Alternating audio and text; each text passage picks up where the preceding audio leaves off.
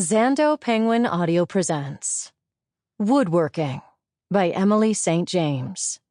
Narrated by L. Morgan Lee, Saoirse Shúilleabháin, and Emily St. James.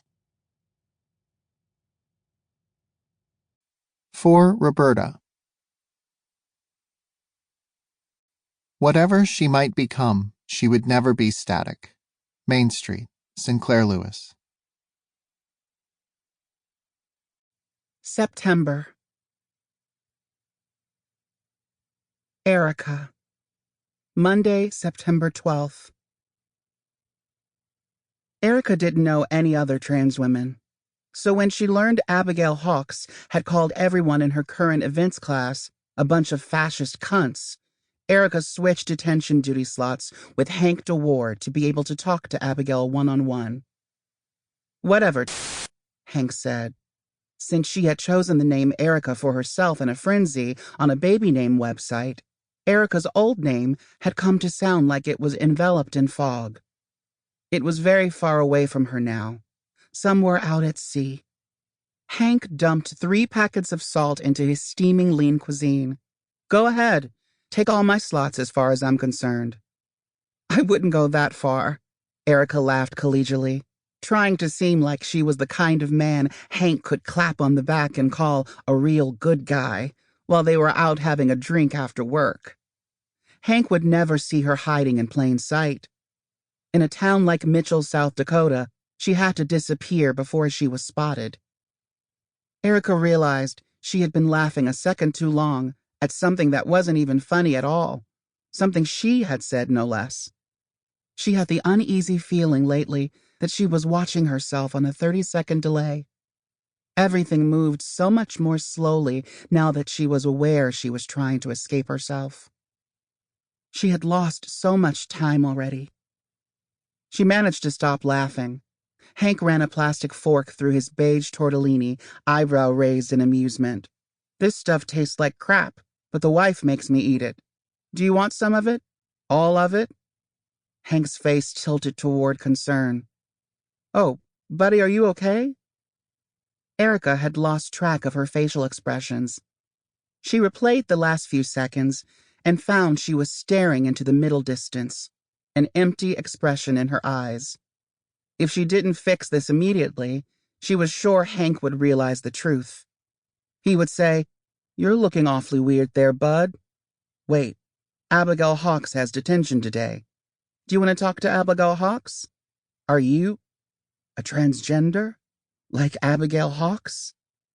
As soon as Erica had become incredibly, constantly aware of her own gender, she had also become convinced everybody around her had a full CSI team dedicated solely to figuring out what was up with Erica's gender. So dedicated was she to keeping anyone from examining her too closely that she missed everything else she was feeling. Her emotions were occurring in another room somewhere.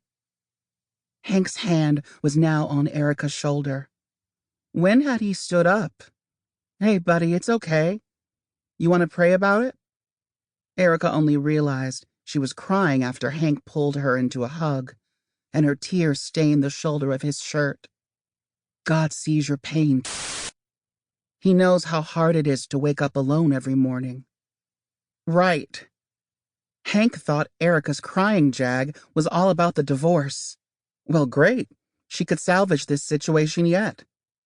I guess I'm sadder than I thought I would be, Erica said, remembering to put a hitch in her voice in just the right place.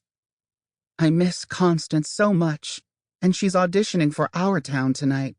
I haven't seen her since we... Oh, buddy, Hank said. Feeling sad's only natural. Do you have to do the play? Erica nodded overzealously. I promised Brooke I would. The lounge was empty, but for the two of them. Hank continued to hug her. She knew he would see this as just good, caring, Christian male bonding, so she dutifully played the part of the man. She was so good at playing him. I just need to have strength. A prayer might be nice. Hank beamed, taking Erica's hands firmly in his. She didn't even hear his prayer. She looked instead at her nails and wondered what they might look like painted pink. Abigail wasn't the only student in detention that day, but she had by far the longest stint. 3 girls in trouble for mocking a classmate were dismissed after a half hour. Then a handful of boys in trouble for a variety of offenses at the hour mark. Then someone else, Erica hardly knew who, at 90 minutes. And then there was Abigail, with a full hour left on her sentence, staring straight ahead. Abigail had transferred to Mitchell High from the nearby tiny town of Corsica a year prior, at the start of her junior year, and Erica had known Abigail was trans before she had known Abigail's name. Erica had heard via Mitchell's rumor mill that there was a sister Abigail lived with after her parents had kicked her out. Every time that same rumor mill coughed up the name Abigail had been given at birth, Erica's brain simply refused to retain the information, which should have been Erica's first clue something was up with herself.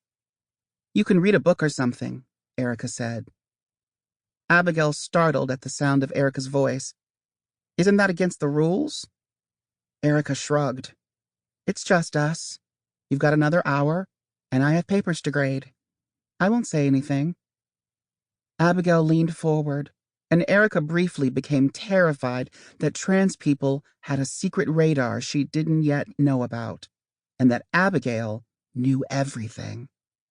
But she only dipped down to her bag and withdrew a copy of Howard Zinn's A People's History of the United States, then did her best to make reading look effortful. Erica had often imagined what she might say if she ever talked to another trans woman. She always assumed she would be personable, smooth. She would find a way to be like, "Hey, we're all trans here, right?" Then laugh blithely. Instead, she abruptly realized how little Abigail probably wanted her own teacher, her fucking teacher, telling her that actually she wasn't Mr. Skyberg at all, but was instead. Abigail cleared her throat and turned a page, furrowing her brow with great intensity. She wore, as always, the 2 big army jacket that followed her like a ghost, and both of her shoes were untied. Her shoulder-length hair was dyed shock-white blonde, and her T-shirt advertised some band Erica had never heard of. Abigail looked to Erica like a series of conscious choices designed to irritate and confuse specific demographics, rather than a person with a coherent center. Erica decided she loved this about her. "So, I was thinking," Erica said. Abigail looked up, and Erica regretted saying anything at all. Abigail folded the corner of the page she was reading, deliberately, as if the act required 10 to 15 separate motions. She leaned forward into Erica's long silence. "You were thinking?" "Forget it." "No. Go ahead. Ask. You're in a classroom with a political dissident. What else is there to do except ask her embarrassing fucking questions?" "But I don't want to ask you." "Yes, you do. Everyone does. Pervert." "No, no." Erica's breath caught in her throat, and she stared down at her polishless hands. They grew watery as her vision blurred, and she found herself imagining them as empty fuel gauges. She had run out of man to expend, and now she needed to refuel with something that would burn cleaner. She chased the metaphor around in circles, growing ever tearier, when she looked up at Abigail and saw the girl staring at her, clearly trying to figure out what Erica wanted from her. Erica winced, every thought in her head suddenly flapping away at once. "Okay, I have one question. What do I do now?" "Huh?" Abigail said. "I don't fucking care. Do whatever you want. God." "No.